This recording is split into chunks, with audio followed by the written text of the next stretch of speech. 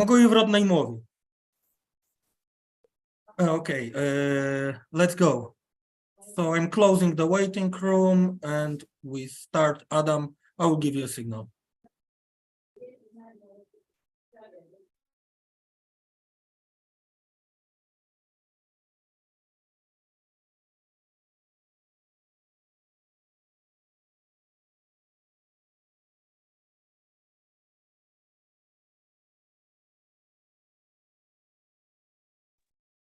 Ladies and gentlemen, it is my privilege to start the third webinar, which is devoted to the Reykjavik summit, upcoming Reykjavik summit that is going to decide about the future of the Council of Europe. It is the series of webinars that is organized together by three institutions, the Riga Graduate School of Law, the University of Cologne Academy of the European Human Rights Protection, and the SWPS University Faculty of Law in Warsaw. I have the honor to organize this event with Dr. Filip Cyuńczyk from my university, from my law faculty. We'll have a pleasure today to listen to the keynote speech by Professor Konstantin Dziachciarov, who is a professor at the University of Liverpool Faculty of Law and Social Sciences, renowned expert in human rights theory and practice, editor of human rights journals, contributor to numerous legal periodicals. But then we'll follow by two comments by Dr. Aleksandra Gliszczyńska-Grabias and by Dr. Nikos Vogiatsis. They are from Institute of Law Sciences of Law Studies of the Polish Academy of Sciences in Warsaw. That is Dr. Gliszczyńska, and Nikos is from the University of Essex. But before we go there, I would like to ask Professor Adam Czarnota, rector of the Riga Graduate School of Law, for a small introductory word. Adam, floor is yours. Thank you very much, Adam. On behalf of RGSL, it is Riga Graduate School of Law, welcome to our third webinar in the series of the Road to Reykjavik. I hope that we are closer to Reykjavik, right? And that discussion will be fruitful, and wish you all the best. Okay, ladies and gentlemen, without further delay, I would like to ask Professor Konstantin Dziachciarov to make his speech.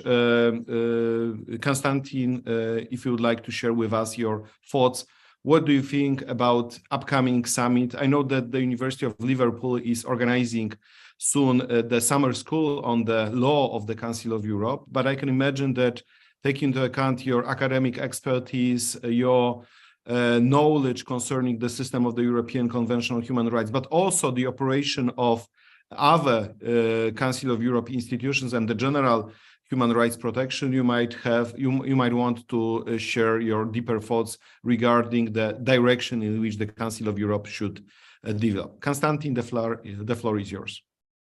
Thank you very much. Thanks a lot, Adam, for inviting me to speak at this occasion. And indeed, we are living in a very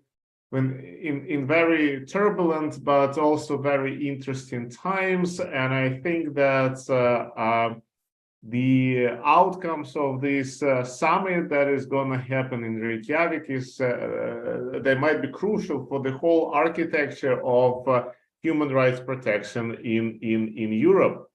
When Adam contacted me, he asked me to look in a more general perspective at the Council of Europe, not just the European Court of Human Rights, but the future of the whole organization, coordination of different tasks and agendas. And in order to discuss this, I tried to read everything that has been written on the Reykjavik Summit so far to see what is actually on the agenda. So I read the court's memorandum on this issue, various NGO requests, the whole issue of the European Human Rights Law Review that was dedicated specifically to Reykjavik Summit. although I agree with the request that was put forward that this summit is about the Council of Europe as a whole, but I can say that the court is in the heart of the agenda of most of these publications. Most of speakers or presenters talk about the European Court of Human Rights and its effectiveness. So naturally, I will have to spend some time speaking about the European Court of Human Rights. I also watched two previous brilliant webinars that you organized by Angelika Newsberger and Philip Sands, and I will try to avoid repeating what they said.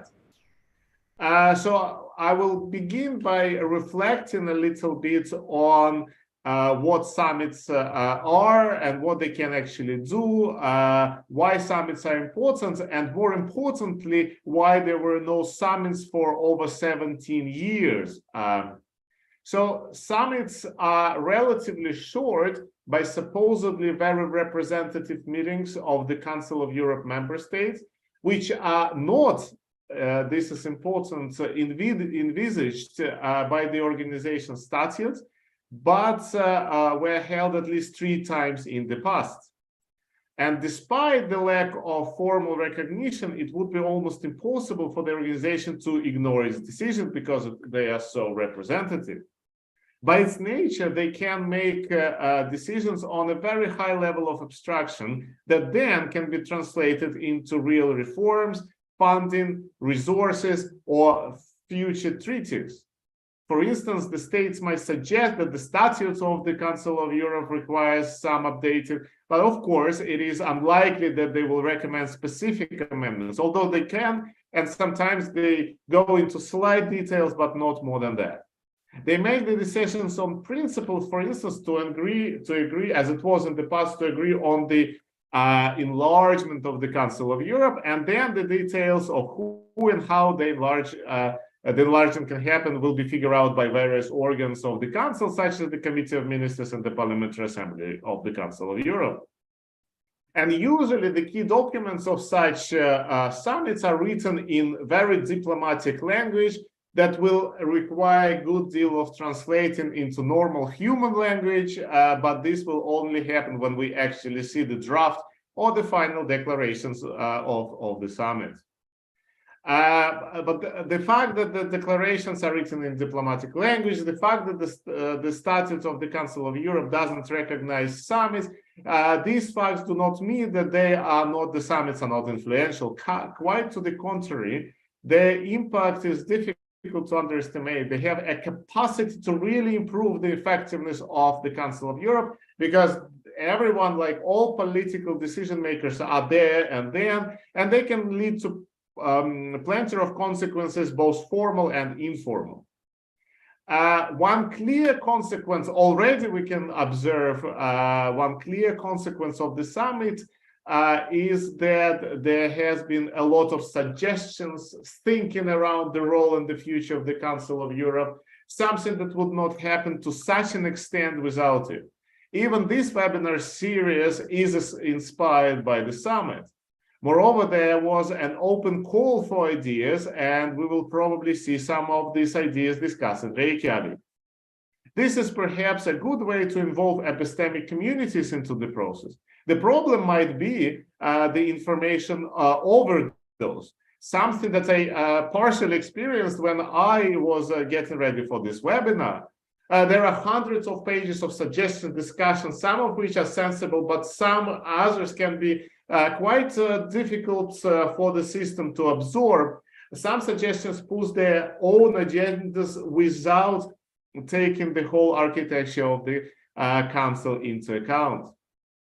So now let me discuss a couple of things within the 30 minutes that I was allocated. I will first discuss whether it is actually a good idea to have this summit now, and why there was a gap of 17 years. And then I will look into some specific suggestions that were discussed on the road, so to speak, in Reykjavik. I think that one of the reasons why we didn't have a summit in 17 years is that the situation with human rights in Europe was deteriorating. The results of such summit, when the overall temperature regarding human rights is not particularly positive, could be negative rather than positive. It could lead to negative outcomes rather than positive.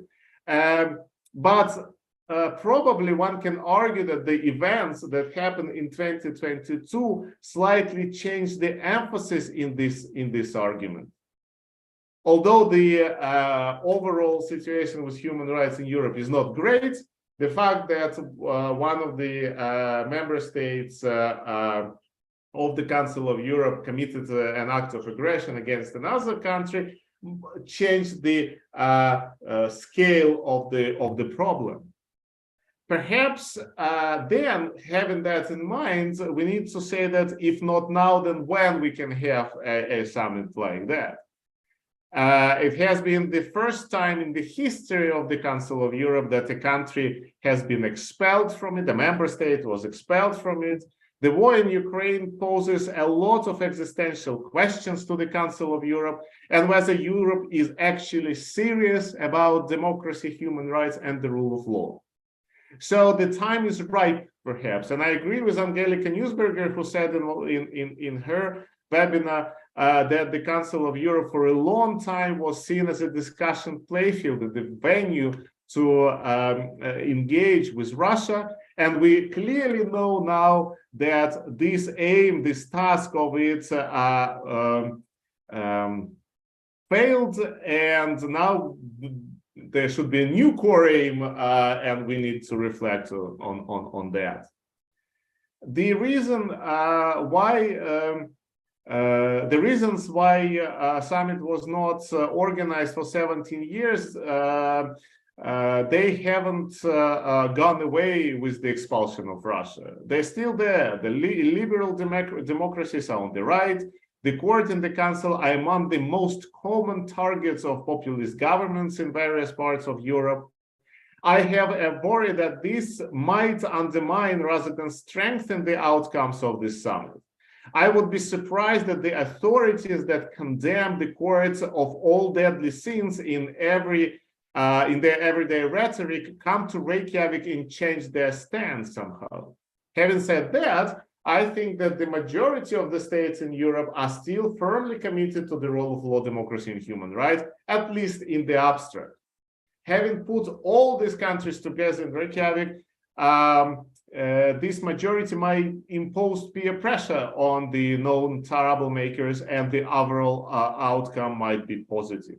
But this is something that, well, it's a little bit too late to worry about that. So it's clear that the summit is going to happen, but this is the risk that should be taken into account. Another, so it is the conditionality of the success of this summit. Another important conditionality of such success will be whether the heads of the key states will attend. You know, like the list of participants will be very important.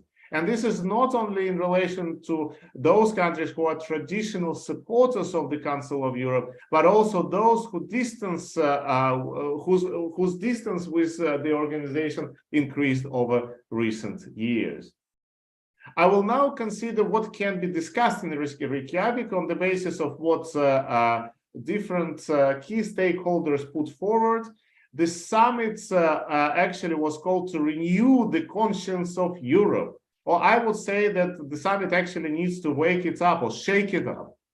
The states need to really say what they actually want from the council, because they're in the driving seats. They are still nothing really can happen without their consent to some extent, of course. And it is effectively up to them to set the priorities and reach the conclusion about what the support for the council would be. And also, I think that the Council of Europe itself should do quite a bit of soul searching in Reykjavik too, and this is a good reason, good opportunity to do that. Once the questions that I would have asked, one of the questions that I would have asked is how was it possible that the country that clearly undermined the basic values of the Council of Europe for so many years continued to be a member of this organization for so many years? How was it possible that people who expressed clearly anti-human rights statements were members of the Parliamentary Assembly of the Council of Europe, even in some cases vice presidents of this assembly? Moreover, the country in question managed to successfully blackmail the Council and was asked to return to the Parliamentary Assembly as a winner of this standoff in 2018, and we all know what country I'm talking about. But we need to think about what lessons should be learned from that. And I don't have a specific answer, but this clearly needs to be discussed. So let me now look into specific areas of the Council of Europe that require let me put it some attention. The first is obviously the jewel in the system, the European Convention on Human Rights and the ECHR. The European Court of Human Rights submitted its memorandum to the Reykjavik summit recently. I think it hasn't been out when the previous webinars were broadcasted, so I thought that it probably makes sense to discuss some of the suggestions that were made by the court itself. So I'm not going to repeat what the court says, but I will summarize the key points now. The court requests to renew the commitment to the convention system. That is the first thing that they ask. This, however, does not need to be just a rhetorical commitment, but a real one. The court further down the line explains what this commitment means in real terms, and I will get to it, but the commitment, in my view, also means stopping bashing the court, stopping attacking the court at any convenient point by the democratically elected government. The court also mentioned that the convention is the central instrument of European public order in the field of human rights. I have to say that I wrote the whole book on European public order in the case of the ECHR, and my key argument was the court should stop using this term, legal formula in its reasoning, and it's as effectively nobody knows what it means. But here, I think it is used not as a legal concept, but as an analytical idea that represents the amalgamation of all key human rights standards that everyone in Europe should enjoy. And in this sense, it is perhaps appropriate. Then the court explained how important the convention is and the recent reforms that the system itself underwent. The court also mentioned the recently launched knowledge sharing system and new guide on third-party interventions. These are both hugely interesting areas, but the interest of time, I will not particularly talk about that. If there are questions on especially third-party interventions, I will be happy to discuss them later. So let me go back and talk about these commitments to the convention system. What do they mean? This can be illustrated as a holy trinity of issues. First, resources. Second, Russia. And third, execution. So resources, Russia, and execution. These are three issues that the court effectively focused.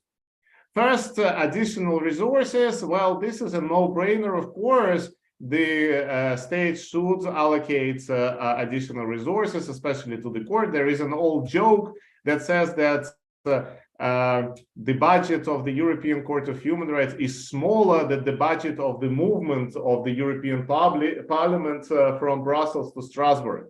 We know that the European Parliament moves from Brussels to Strasbourg every now and then, and this cost of these movements back and forth is more than the cost of the whole European Court of Human Rights.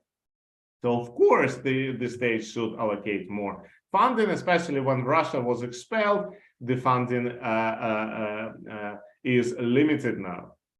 The court states that a more sustainable means to finance an independent and autonomous judicial institution of the court size and importance is needed.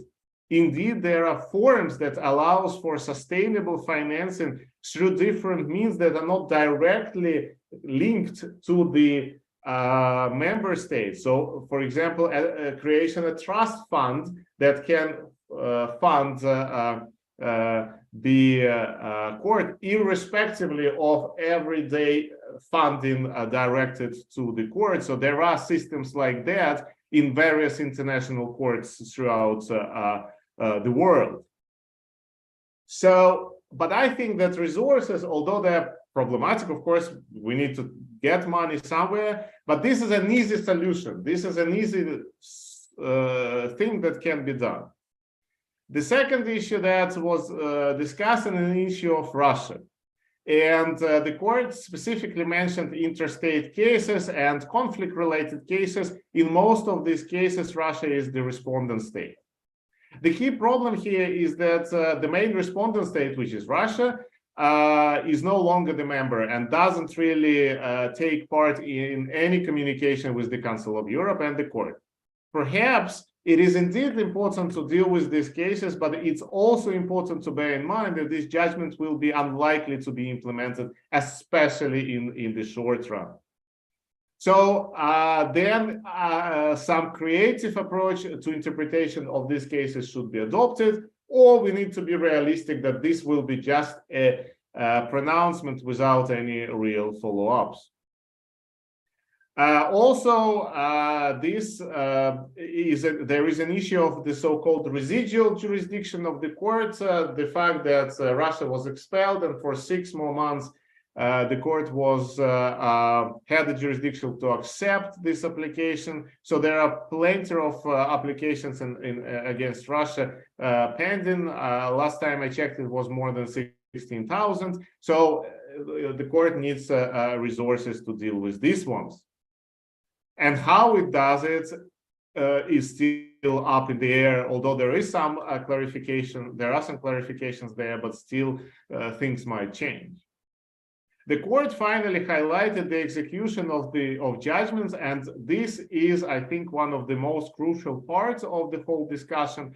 And many people, also in this special issue of the European Human Rights Law Review, were talking about execution.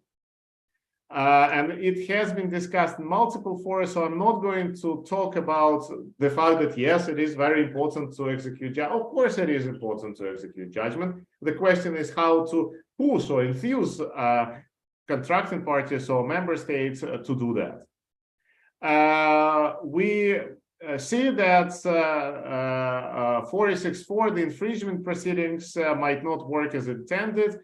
And there was a suggestion that 46.4 should be used more often. I don't think so. I respectfully disagree with those people who push for that. I think that this idea would undermine the effectiveness of the court system. And I usually ask, like, how many judgments the court should deliver to enforce a particular judgment. I don't think that it's the frequency of 46.4 that needs to be enhanced, but the value and consequences of this. And here I agree with Bashak Shali, who proposed a few interesting avenues of enhancing the importance of this procedure in her contribution to this special issue of the European Human Rights Law Review. For instance, she was talking about punitive sanctions, and also there were suggestions by others, like former Judge Helen Keller. However, I see 2 major issues there. First, and it's the biggest issue that might be an obstacle that would never make this happen, is the fact that the states will have to agree to do that. So why would you agree? Why would states agree to pay more or to pay punitive sanctions, especially knowing that these punitive sanctions can be applied against you? And second, like, money are important, but aren't we monetizing human rights again? Like, is it gonna be about like putting money in the front and center of this discussion rather than values? I'm not naive, definitely, and I don't think that states would focus too much on the values, but we are actually focusing on money quite a bit here. The European Implementation Network, Philip Leach and Alice Donald and some others also discussed the issue of independent commissioner on implementation, which is a very good idea, perhaps, but the devil is always in the details, and how they will be operating, and especially how they will push the states if there is no will to implement. Yeah, the idea assumes, this idea to have independent commissioner, that there is no enough soft pressure or support for implementation. But if the states have principal disagreement, if they say no, we are not going to implement it, then it is unlikely that yet another body, which the Council of Europe has plenty of different bodies, would be able to change it. And already there are plenty of institutional instruments that can support and enhance implementation.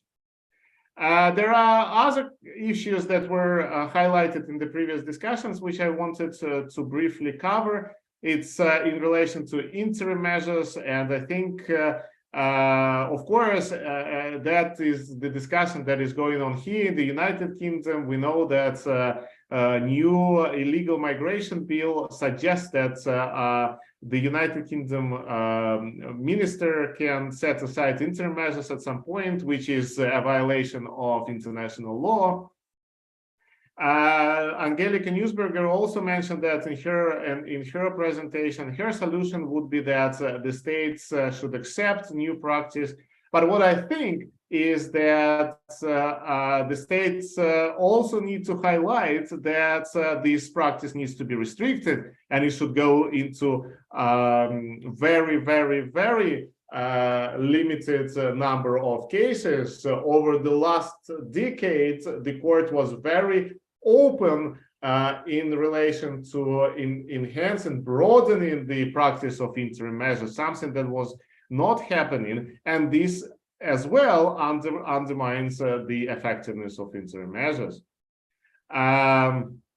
So another thing that I was going to quickly mention is EU accession to the ECHR. I'm almost as long as I'm dealing with the ECHR, and that is a very long time, we are discussing EU accession to the ECHR, and this is becoming a little bit repetitive to my view. I think that we just it needs to happen.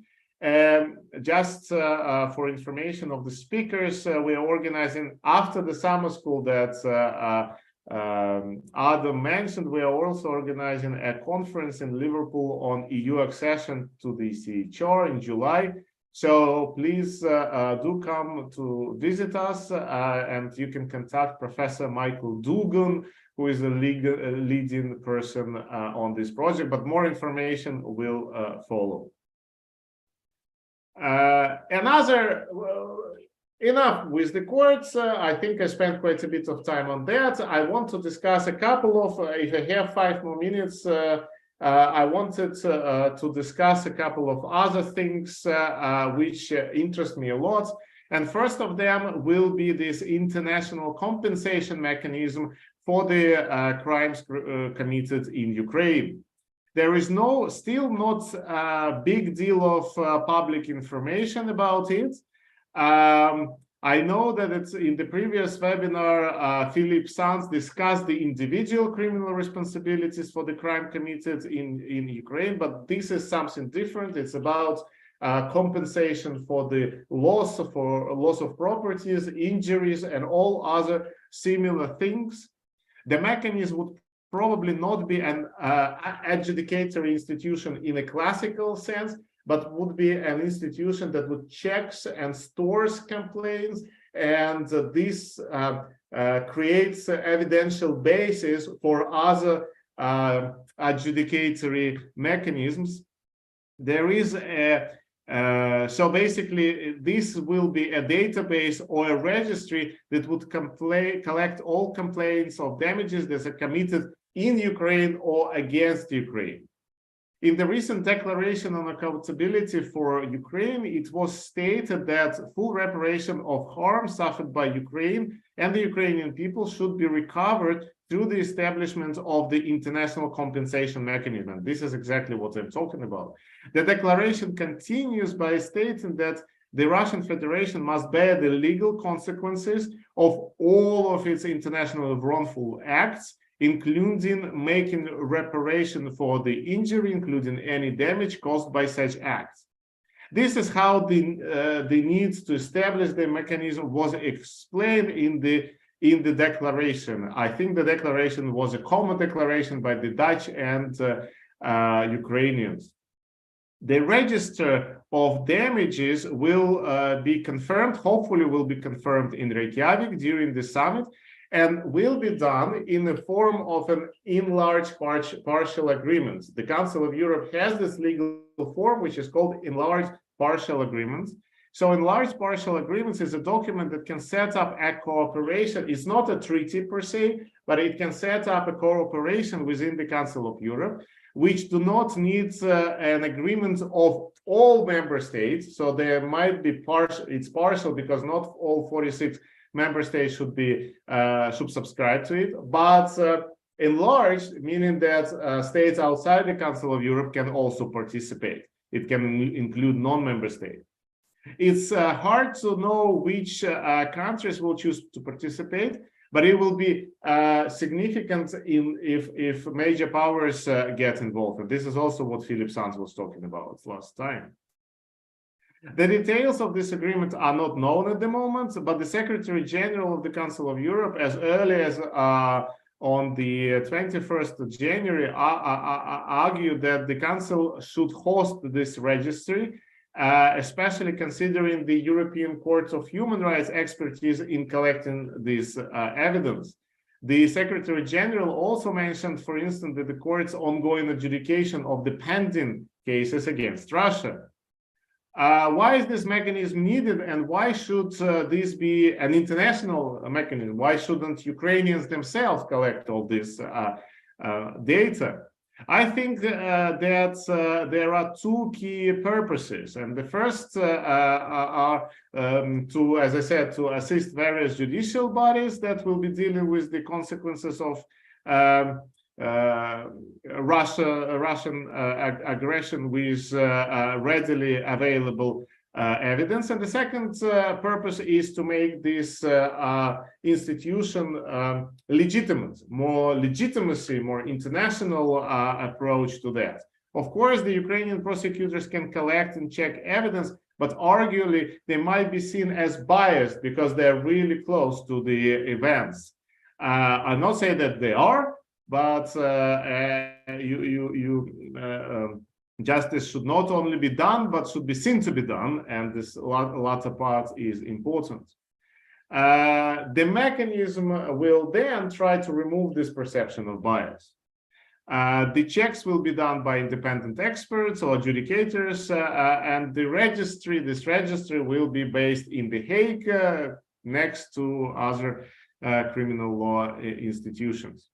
Of course, the details of this instrument are crucially important, and they will.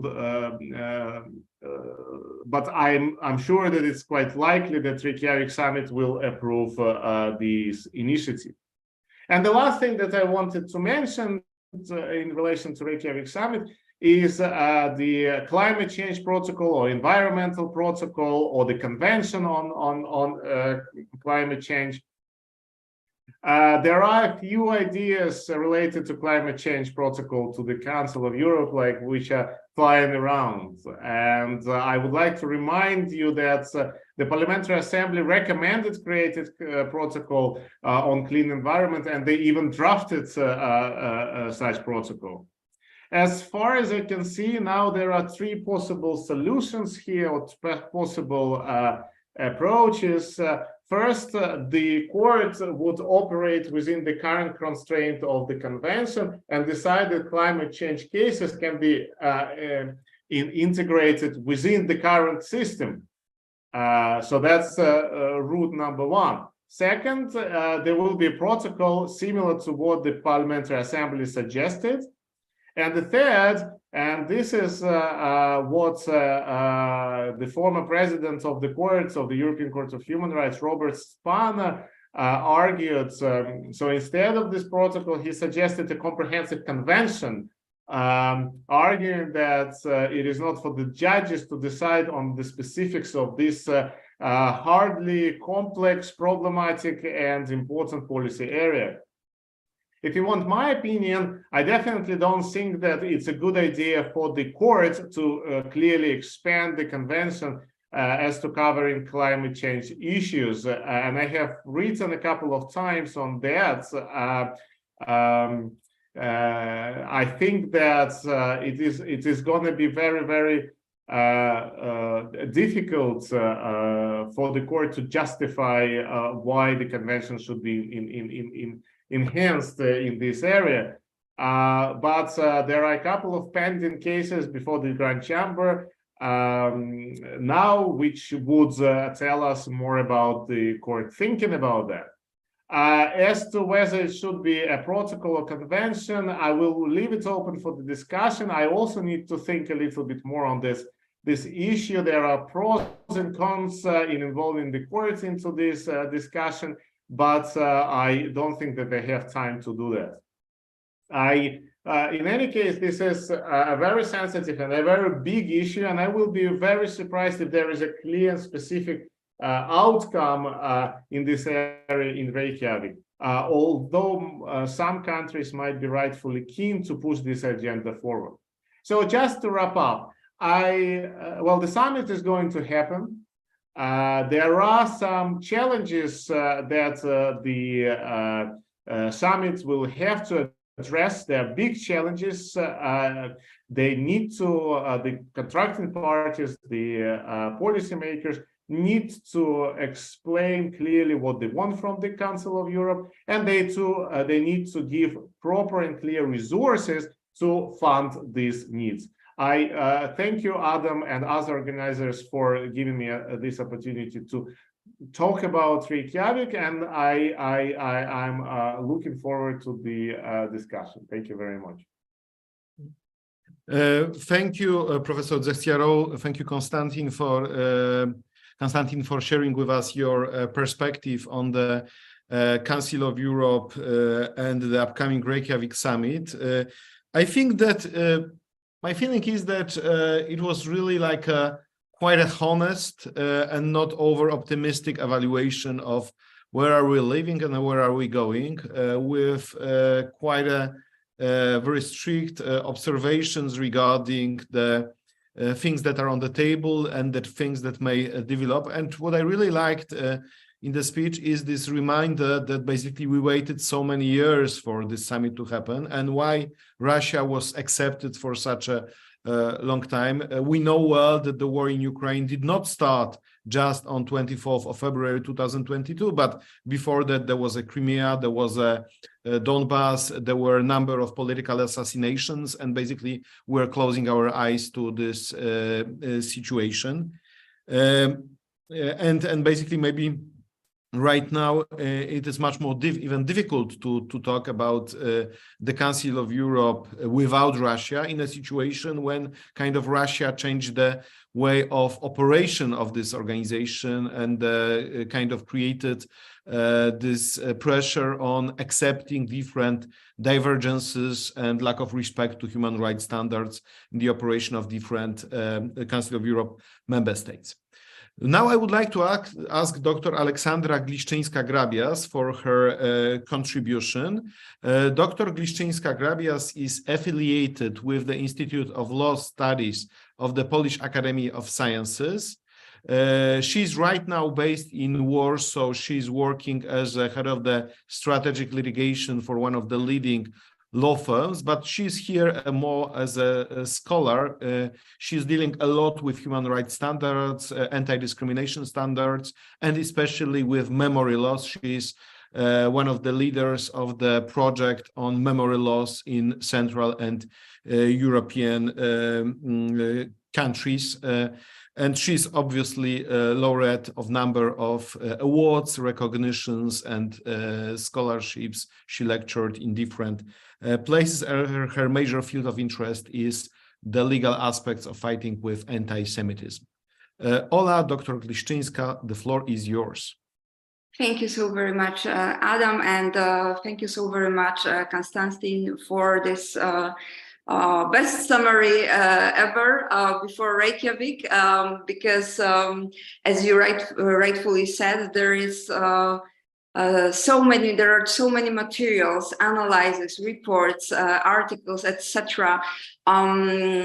Concerning the ideas, proposals, recommendations for what should be discussed, how it should be discussed, and what the outcomes should be, all in preparation for Reykjavik, that it's really difficult to be on track with the most important issues, and you managed to present them to us in a great way.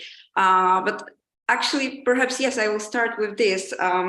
Well, there is this multiple materials available, but my impression and my feeling is that we do not have a kind of methodology of what to do with all of them, how to analyze them, how to absorb them, what outcomes should be taken by the Council of Europe during the summit, after the summit, out of all these proposals that have been submitted. Of course, perhaps not all, but the most significant ones. At the same time, who decides about which proposals coming from whom are most significant? This is yet another issue.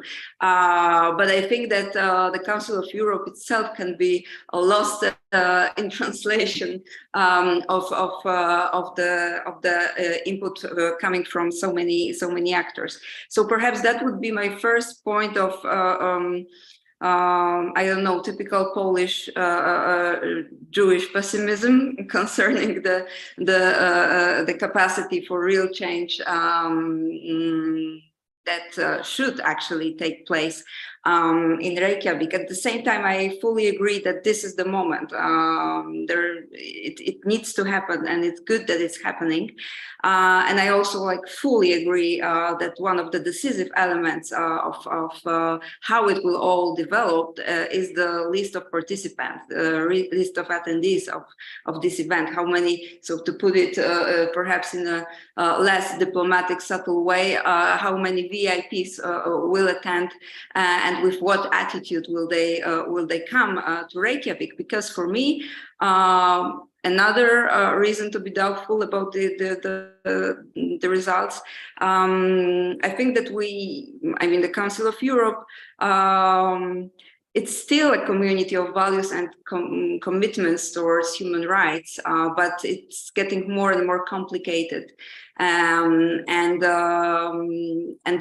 it's really now the time to reaffirm this commitment and this firm stand for human rights. Yes, so these are initial remarks. Perhaps one more. You used a very nice term of soul searching, which is needed for the Council of Europe in relation to the questions of how was it possible, how could this happen, right? That for so many, the same what Adam mentioned in his remarks. How was it possible that for so long we were accepting things that are unacceptable and should have been unacceptable, not only within the Council of Europe itself, but in any community of human rights values, standards, and commitments. And while I was reading, analyzing all these materials available, but mostly coming from the institution itself. So produced by the Council of Europe, and its bodies, its organs. I didn't notice the full readiness to do this soul searching and to deal with these questions. Perhaps there will still be time for this, and perhaps Reykjavik is a good place to start these discussions. But on the other hand, I understand why these questions are being avoided, because they would demand really honest answers and responsibility of these who yes, were responsible for the fact that for so long the behavior of Russia was accepted by the Council of Europe to some extent even. You spoke about, yes, the utility of the summit as one of the core issues. And as I already said, the historic challenge and historic responsibility, this is the moment. And I have always thought of the Council of Europe as the organization built or established on the ashes or coming from the ashes of the World War II and the Holocaust. And now the Council of Europe is confronted with another war. And I don't want to get into any kind of comparisons, but still, again, we'll have ashes as the foundation, perhaps, of something new to come, and it's highly needed for the Council of Europe as an institution and for member states as the members also of the community of values and standards. And at the same time, even this new beginning is needed. As you rightfully said, Konstantin, there's still multiple other issues that remain sometimes for decades unsolved. And perhaps to paraphrase the title of Professor Ruth Wiese's presentation that she held at one of so many conferences on the ways of countering anti-Semitism. The title was, and I quote, "What are we going to do with anti-Semitism? No, seriously, what?" So I think that this is also one of the tasks for Reykjavik, to ask this question: what are we going to do with the Council of Europe? Seriously, what?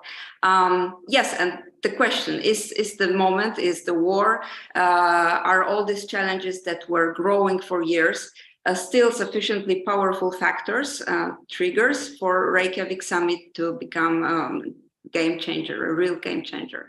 And of course, we don't have answer to this now. I hope at least partly this game changer will be there, and real true effects will be achieved.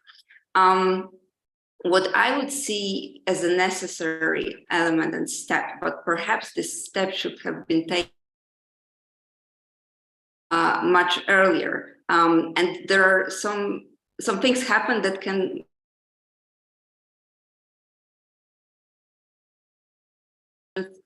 that have been issued for the last years.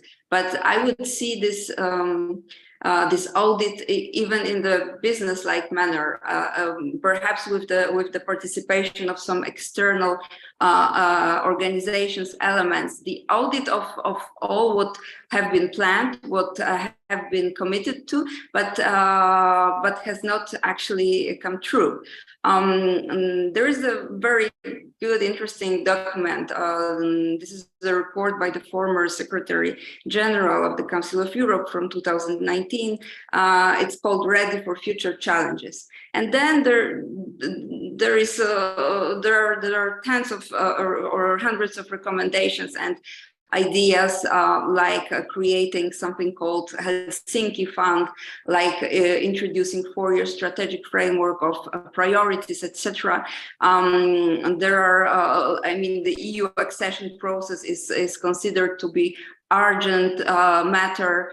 This is 2019. Also the accession to the European Social Charter, etc. So I think that we need to know which of these things have been achieved, which haven't, why, and to address these issues one by one in a kind of audit procedure. But of course, in itself, it's very problematic for various reasons. But I guess that for any organization faced with these kind of challenges, such audit is a necessary step. Then I would say that what is needed is the reinforcement of the Council of Europe's instruments, and not replacing them or duplicating them to some higher extent. But for example, there is a very interesting idea of the. It's not the European Parliament's idea, but it was underlined and included in one of the latest reports of the European Parliament on the cooperation between EU and the Council of Europe. So this is the idea to establish a dedicated agreement on the mechanisms on democracy, the rule of law, and fundamental rights. So I think it's really worth considering. Also because the rule of law is one of the most challenging issues. Of course, everyone knows that Poland is a troubling state in this regard. So I think perhaps new ideas and new mechanisms within this topic of how to make states more rule of law respecting is something worth considering. So I would also add to this list of necessary issues to be tackled in Reykjavik, the setting of priorities, and here again the rule of law should be judicial independence, media freedom, EU accession should belong to this list. Of course, leaving aside for a moment the situation with Ukraine and Russia's aggression against Ukraine, and then we have political tools that for me unfortunately need to be implemented to the much larger extent than it has been happening so far. We need comprehensive and cooperative approach to be taken by the states. But at the same time, the consequences need to be real and inevitable for the states that do not respect this community of values and standards. You also spoke about this, you put it nicely, holy trinity of issues in regards to the European Court of Human Rights, resources, Russia, and execution. Yes, and money. Money is the king. So I do agree that money is not everything, but at the same time, if we want to really have this capacity building potential, then money is essential for this. And I think that human rights and also political priorities should drive the budget of the Council of Europe, not the other way around. Of course, it's difficult, but necessary. And Russia. I agree fully with everything you said in this respect. I would perhaps just add two, they're perhaps not technical issues, but interesting concepts, and they were proposed in the report of the high-level group of reflection from 2022. So it was these proposals came as a kind of searching for alternatives for, let's not forget it, millions of Russians that were left without the protection of the convention system. So one of the ideas would be to strengthen the cooperation with the UN and non-judicial bodies of the UN, including special procedures. So that could allow individuals to be kind of redirected to alternative solutions and non-judicial bodies that would deal with their complaints and would offer the opportunity to lodge appeal concerning violation of their rights by Russia. And then there was also the idea of strengthening, raising the role of the Commissioner for Human Rights by establishing an alert mechanism for non-governmental organizations, so the NGOs, concerning allegations of human rights violations in Russia. And this would also be open, this mechanism would be open for Russian NGOs, independent NGOs as well. And perhaps adding to and concluding to the issue of the European Court of Human Rights, the length of proceedings. This is a growing problem, and I will just say that from my clients' perspective, I mean my clients within the public interest strategic litigation cases I'm involved in. They are not that much more eager to, as we put it colloquially in Poland, to go to Strasbourg. Even they, non-lawyers, are aware of the fact that it will take years before the decision in their cases, individual cases, will be reached. So this is of high concern. The number of judgments issued by the court is growing. This, I think, proves that there is a need to increase the capacities of the department for the execution of judgments. And of course, the court needs to really have a roadmap for its future role concerning Russia and the process of holding Russia accountable for crimes committed in Ukraine. I will stop here. Thank you very much. Thank you, Dr. Gliszczyńska, for your contribution and for a number of general comments, but also specific ideas. I think what was quite interesting, among many other things, was this reminder that sometimes different organizations get through a process of a review of their internal work. They produce a number of recommendations, how they should change, and then they tend to forget what they have done. So I think, this idea of making like audit, or the calling even maybe for the audit in the Reykjavik declaration, is something interesting, because we tend to forget about this, effort that has been done by some predecessors, by people who already some time ago indicated different challenges that should be faced by Council of Europe, but also by other organizations. Thank you very much. Now I would like to ask Dr. Nikos Vogiatsis, who is right now senior lecturer in the University of Essex Law School. Before he was the lecturer in law at the University of Liverpool. He did his PhD with the University of Hull. He was also affiliated and did his LLM at the university, the Free University of Brussels. But he is importantly one of the Humboldt Fellow affiliated with the University of Cologne Academy of European Human Rights Protection. And it's quite interesting that his field of interest is the creation of the administrative tribunal for the Council of Europe.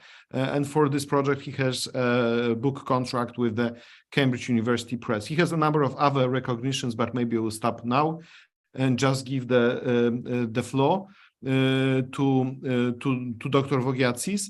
But before I go there, I would like to say that there are a number of really extremely important colleagues with us today, and I would like to thank Professor Wojciech Sadurski that he joined us for a couple of minutes. Professor Nussberger has joined us and will talk to us later on. But I would like to mention especially Professor Agnieszka Bieńczyk-Misala from the Warsaw University, because Professor Bieńczyk-Misala is organizing today in the evening, in the afternoon, a session with her students regarding the upcoming Reykjavik summit. So basically, we are very much on time regarding events that are organized by students themselves. So, Dr. Vogiatsis, the floor is yours. Thank you very much. I'd like to start by thanking the organizers about their kind invitation and also for arranging a series of events on the road to Reykjavik. My brief contribution, I will try to provide some remarks about the reform of the Council of Europe, which is very much the focus of what we're discussing today, while also commenting on Professor Dexter's presentation. I cannot possibly address all of the proposals or priority areas that have been underlined today or elsewhere, but I generally agree with Dr. Gliszczyńska and Professor Dexter that the time is appropriate to hold this summit, and we all look forward to seeing what will emerge out of it. I will not, there's no need to go through the waves of reform of the convention system and the European Court of Human Rights, not only because of time limitations, but also because I will assume familiarity with the broader principles and aims underpinning these reforms. And also the few remarks that I will make will inevitably overlap with some remarks that have already been made today. After all, the challenges are well known, and if that happens, this may only serve as a reminder of the severity of these challenges. So the forthcoming fourth summit in Reykjavik in May 2023 was driven by Russia's war of aggression against Ukraine.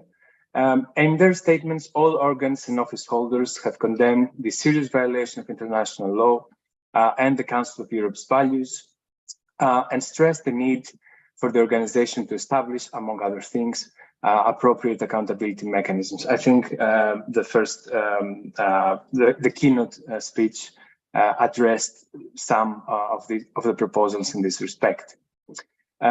Russia's expulsion from the organization was the result of an uncharacteristically firm and prompt response from the organization.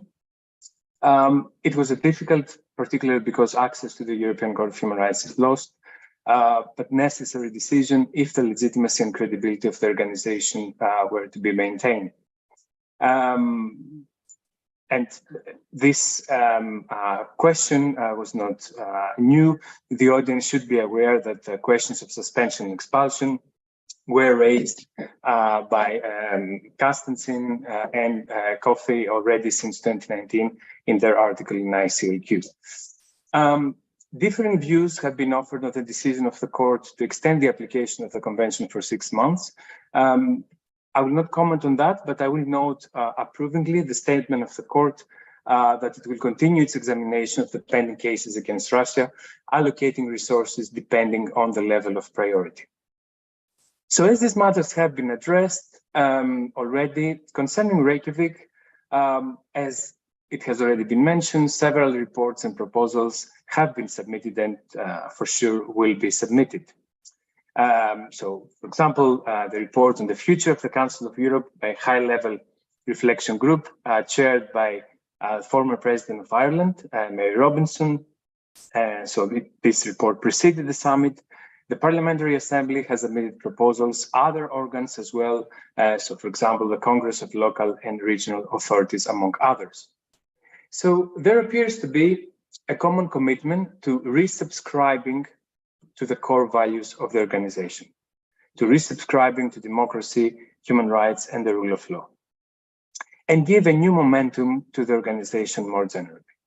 It was also mentioned today, to renew the conscience of Europe, as the Committee of Ministers put it. And I think this common commitment is in principle to be welcomed.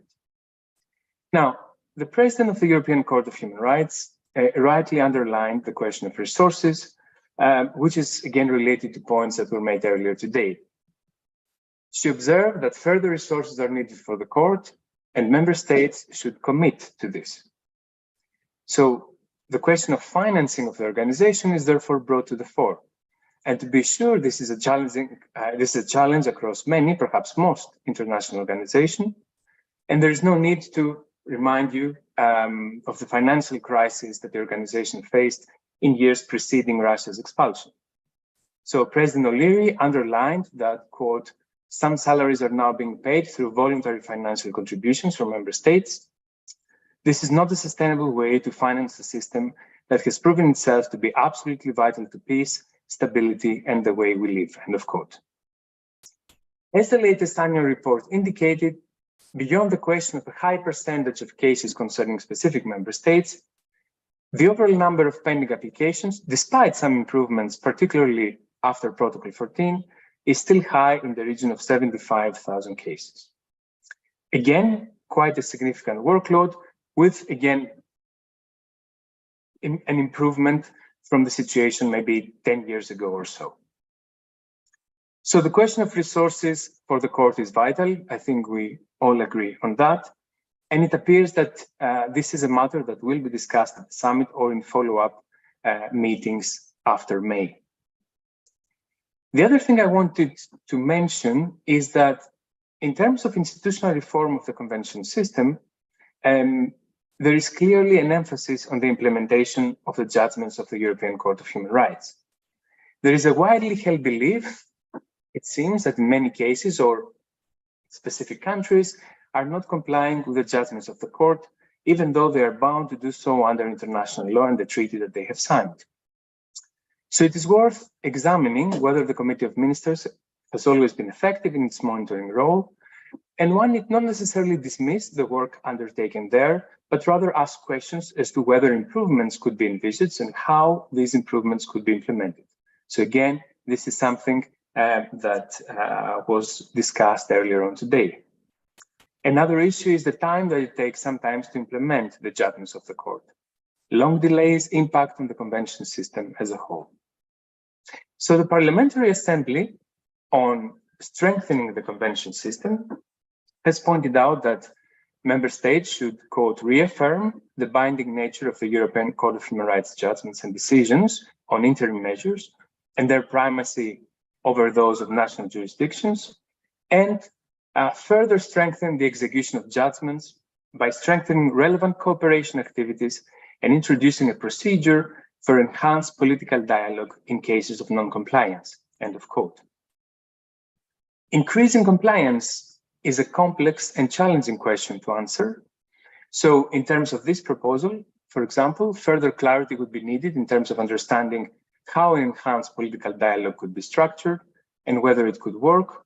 But this does bring me to the next point about institutional reform, which also pertains to compliance. So the high-level report has recommended that additional bodies should be involved in the supervision of execution of judgments, such as the Parliamentary Assembly, the Office of the Commissioner for Human Rights, and perhaps other advisory bodies. Although the position of the Committee of Ministers as the Council's executive body is unlikely to change, further consideration could be given on the position and contribution of other organs within the organization, and I'm not referring only to the Parliamentary Assembly, and I'm not referring only to the European Convention on Human Rights. These organs could undertake work, including at the proactive level, that could strengthen the protection of human rights, democracy, and the rule of law. Not everything can be addressed by the court, or indeed the guarantees provided under the ECHR.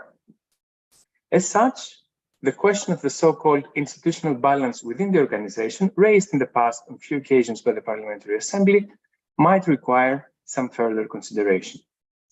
On this note, I should mention parenthetically that a broader change in the staff regulations and other matters has taken place within the organization with effect from 1 January 2023, but this was a longer process that was not initiated after March 2022. The outcomes of the Reykjavik summit will be assessed and evaluated in due course, and some of the issues that have been mentioned, alongside others that both speakers have addressed, pertain to resources for the court, further engagement with states in cases of non-implementation, and the involvement of additional organs within the Council of Europe when it comes to monitoring and supervision. As always, there is an ongoing emphasis on the role of national authorities and training. As we all know, the court cannot and should not resolve all human rights issues in Europe. Indeed, in light of the principle of subsidiarity, it is the court of last resort.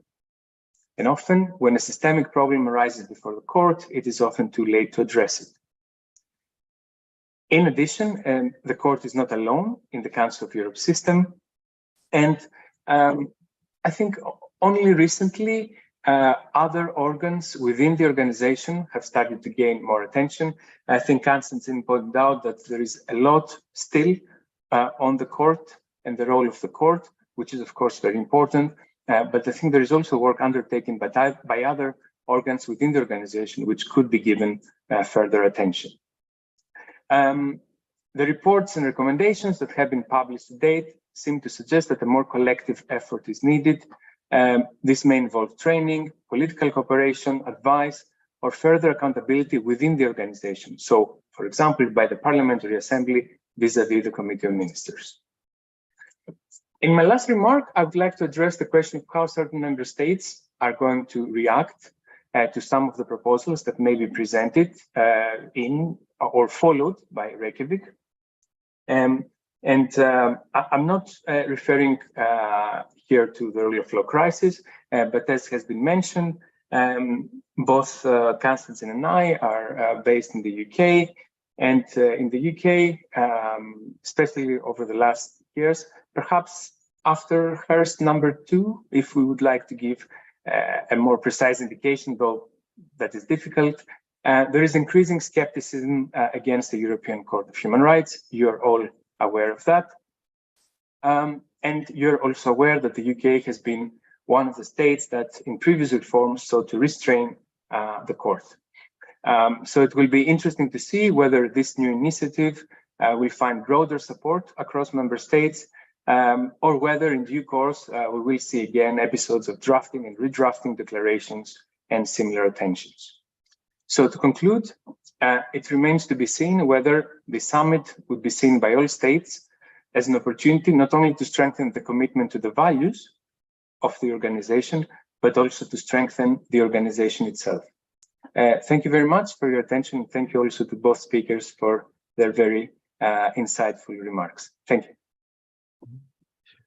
Thank you, Dr. Vogiatsis, for your comment. And out of many points you have raised, I would like to indicate this need for the institutional balance, because on the one hand, we might be proud that the European Court of Human Rights is so-called jewel in the crown, just to use, like a very modern notion from the last weekend of the Council of Europe.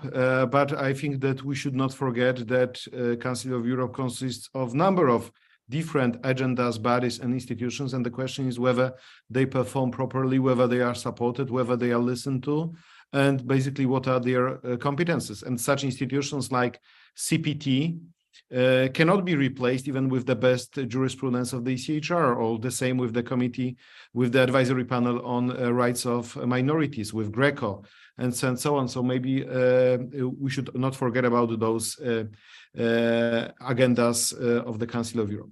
Ladies and gentlemen, we have 17 minutes altogether until the end of our webinar. I still would like to give the chance to Konstantin to respond to commentators, but also to respond to your questions. So now I open the floor for questions and really short comments of those three speeches. So please, if you would like to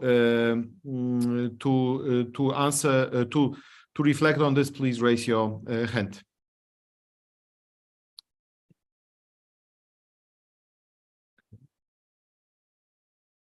Maybe I scared people too much with saying that we have altogether 17 minutes. So right now it's 16 even.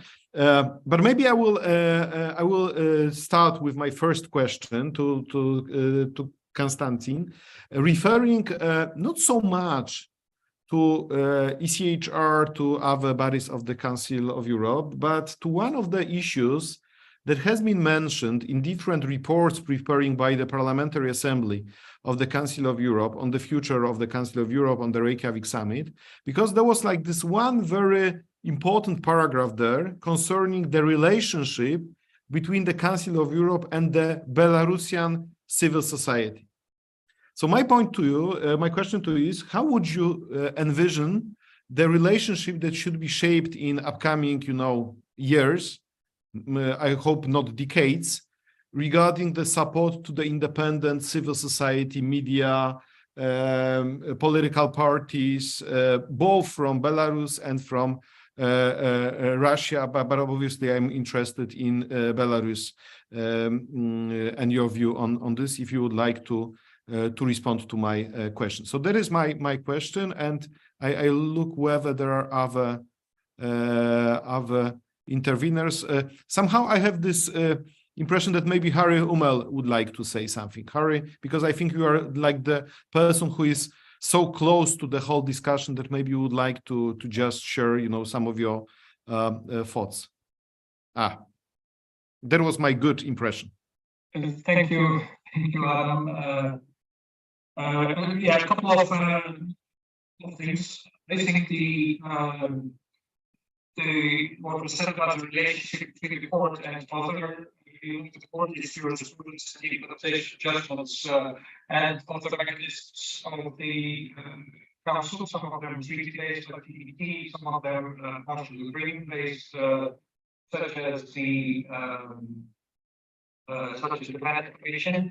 Excuse me, but I think that we have an echo and basically I think we cannot hear properly everything what you would like to say. Okay, is it better? I think a little bit better, yeah. Okay.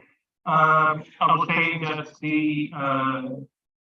think it is important to look more intensely at the relationship between court system, the convention system, the court, and the implementation of the judgments and other mechanisms and processes of the Council of Europe, such as the CBT or the Venice Commission. There is, for example, the implementation of judgments and of the court and long-standing problematic issues. You will find often issues related to prison conditions, which interacts with the field of CBT. You will find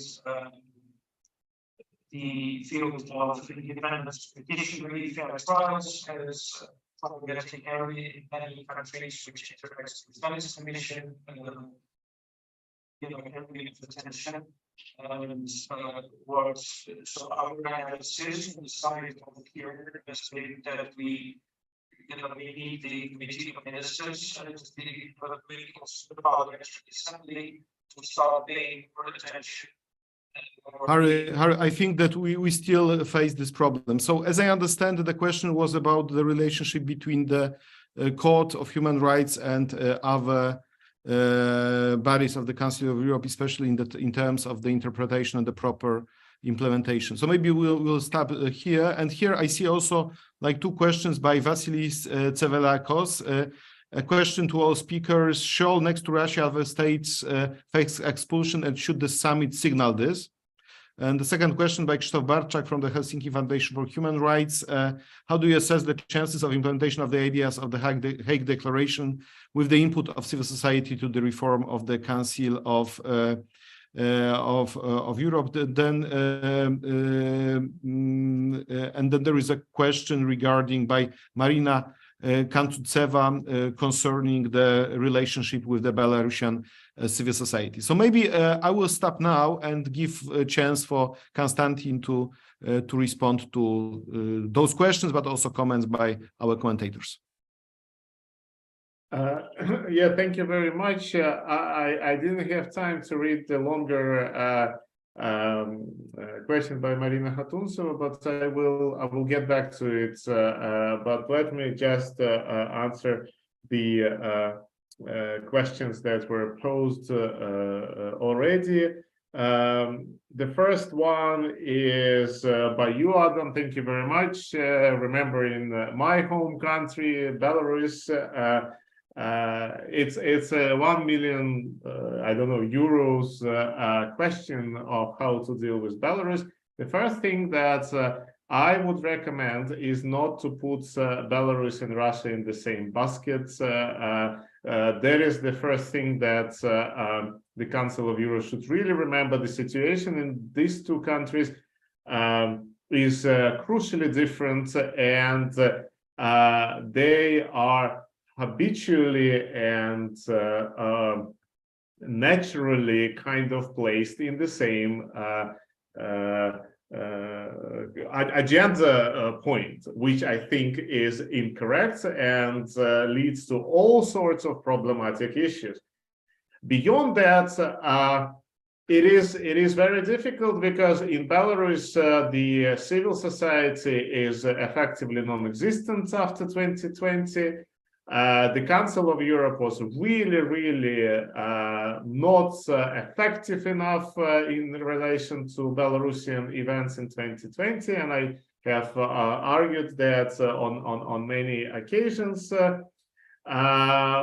What to do now is effectively continue collecting evidence about violations of human rights, which are happening all the time.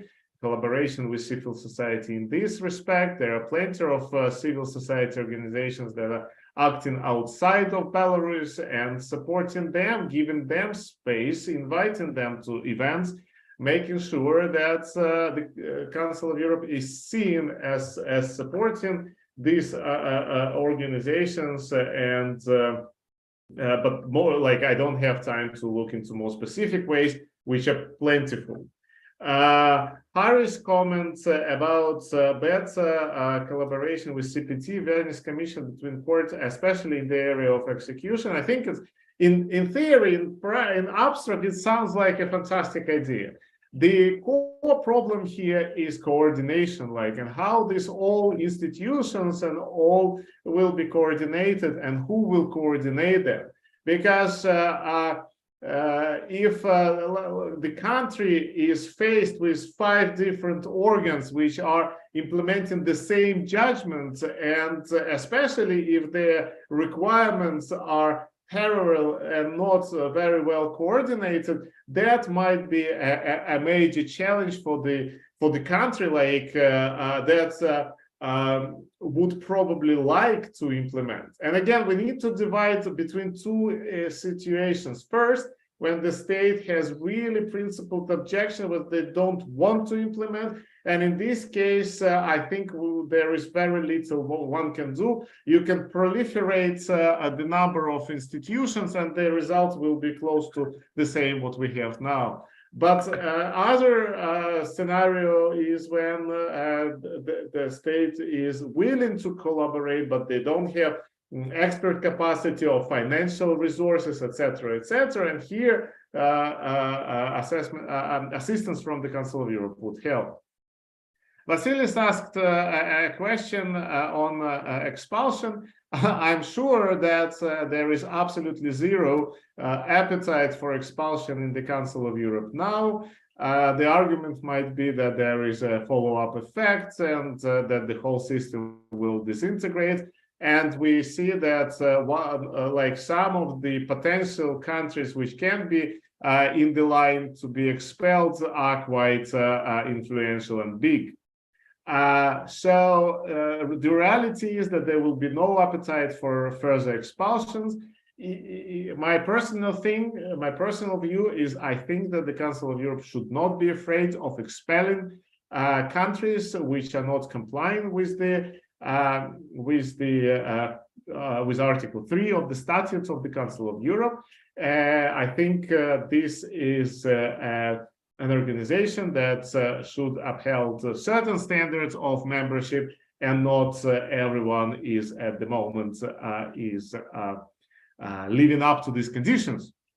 The final question that I had time to read was about the Hague Declaration and Cure campaign that Harry is leading effectively. I think that these ideas will be discussed. I really like the idea that the plentiful suggestions that are in the Hague Declaration were limited to a couple of very concise and clear proposals, and I think this might lead somewhere, because a short summit cannot accommodate plenty of ideas, and indeed something that has been discussed already about the information overload and proposal overload.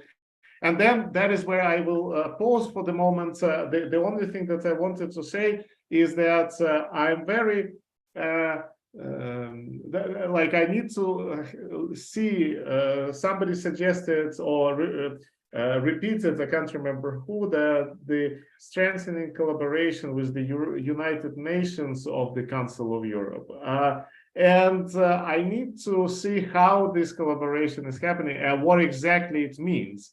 Because as we perfectly know, some of the processes in the human rights area in the UN are much less effective, let's be honest about that, than the ones in the Council of Europe. So if the Council of Europe will adopt some of the working methods in the UN, that might lead to worsening the situation rather than improving of the situation. However, like, of course, the scope and scale of the operation in the UN might be quite useful for the Council of Europe.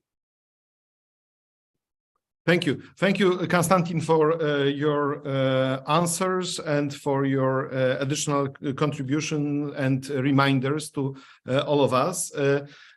Before we close our webinar, I would like to pass the mic to Professor Angelika Nussberger, who is one of our co-organizers of this webinar series. Angelika, floor is yours.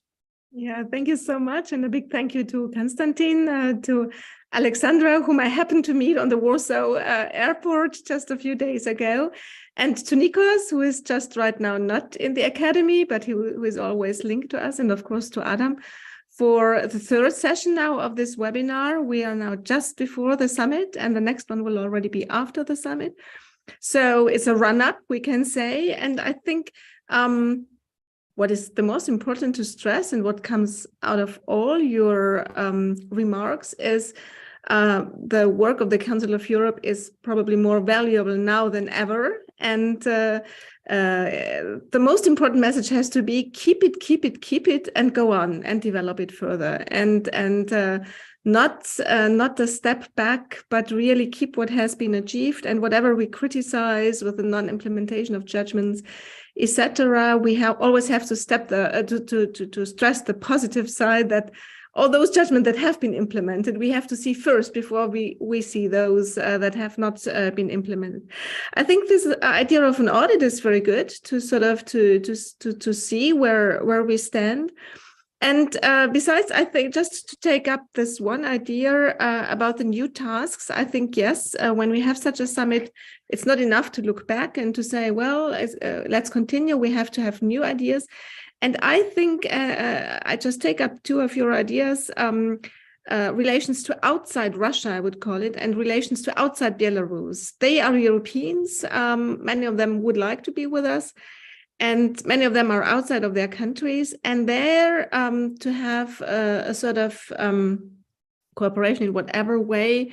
You talked about NGOs, etc., to integrate those who are outside their country and who still cling to the values we all defend, to integrate them more, to find new ways for bridge building for a future. That is something we have to think about, because these people, they have no more convention, they have nothing, and we have to think about them as well. So thank you once more, and let's see what the summit will bring.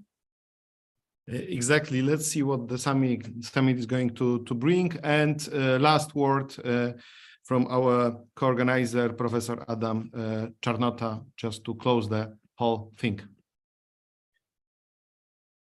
Thanks very much to all speakers. It was very insightful. I learned a lot as a personal side, human rights area. And I'm looking forward for the fourth meeting after the summit. Thanks to Adam for wonderful, as usually, moderation of these meetings, and to Philip for this administrative matters. Thanks very much, and see you on the beginning of June. Ladies and gentlemen, thank you very much. As it was said, it was the third webinar of our trio.